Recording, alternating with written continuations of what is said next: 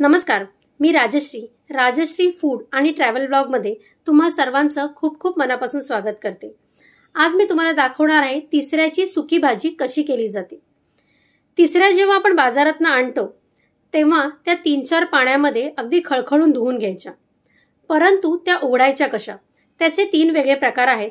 पहिला प्रकार म्हणजे तुम्ही त्या उकळवून घेऊ शकता, ज्या लगेच उघडल्या जातात।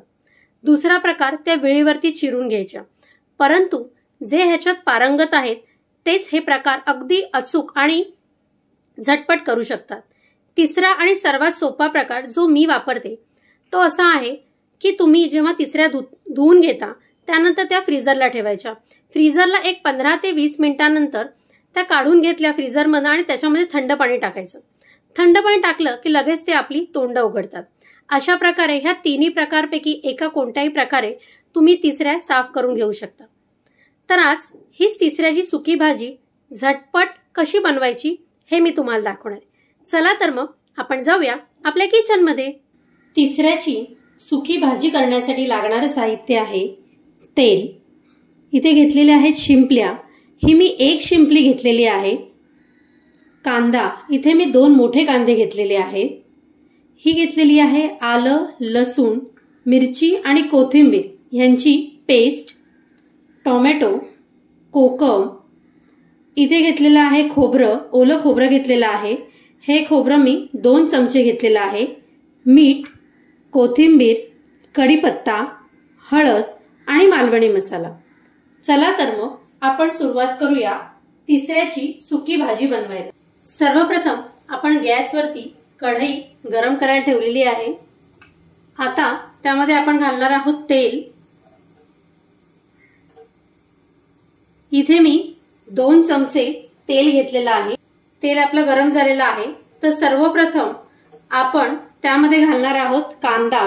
इथे मी जे 2 मोठे कांदे घेतलेले आहेत ते सर्वप्रथम आपण इथे घालून घेऊया आधी। त्याच्याच बरोबर आपण कढीपत्ता सुद्धा घालणार आहोत।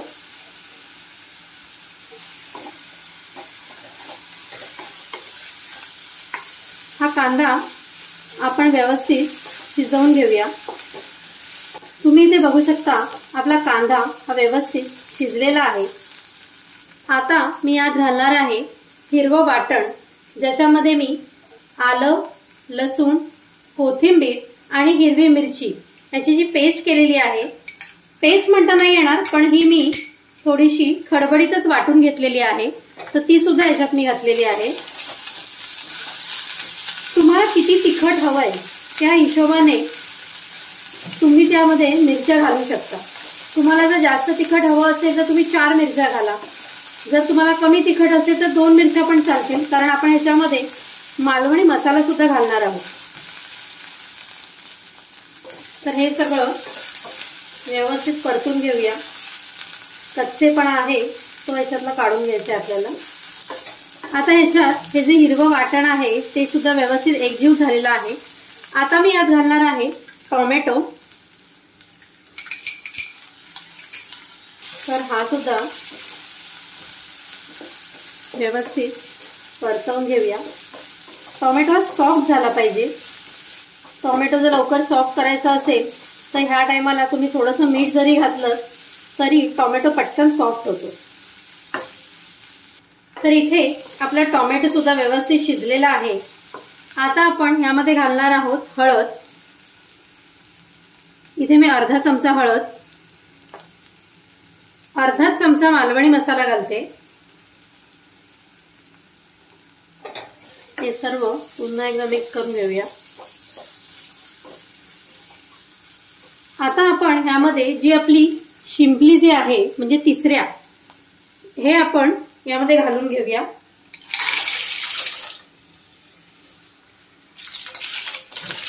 हे हलक्या हाताने मिक्स करून घ्यायचंय, कारण जर तुम्ही घाईघाई ह्याला मिक्स केलं ना तर आतलं जे मांस आहे ते बाहेर यायची शक्यता आहे, आणि ज्या वेळेला तुम्ही खायला बसाल त्यावेळेला तुम्हाला फक्त ती शिंपली येईल, आतली मांस खायला मिळणार नाही।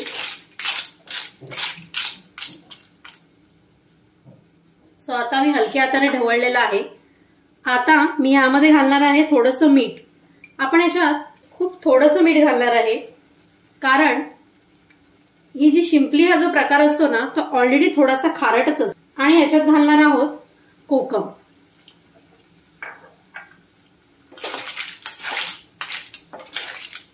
पुन्हा एकदा हलक्या हाताने मिक्स करून घेते। आता मी ह्याच्यावरती थोडासा पाण्याचा हबका मारून घेते। ह्याच्यावरती मी आता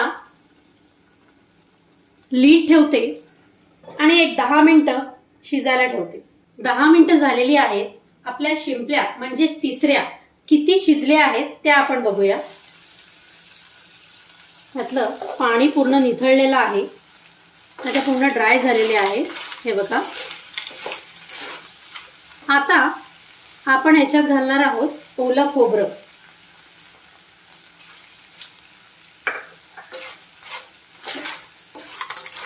हे ओलं खोबरं अशा पद्धतीत घातल्यावर पुन्हा एकदा या मिक्स करून घ्यायचे आहे। आणि आता आपण ह्याच्यावरती लीड ठेवूया। एक 2-3 सेकंद आपण ही भाजी जी आहे तिसऱ्यांची ती शिजायला ठेवूया, फक्त 2-3 मिनिटांसाठी। 2-3 मिनिटं झालेली आहेत। आपण लीड काढून बघूया आता। वाव, भाजी खरंच खूप छान झाली आहे। याचा अरोमा एवढा छान येतोय ना। तर ह्या भाजीवरती आता मी कोथिंबीर घालते आणि आता आपण ही भाजी सर्व करायला घेऊया।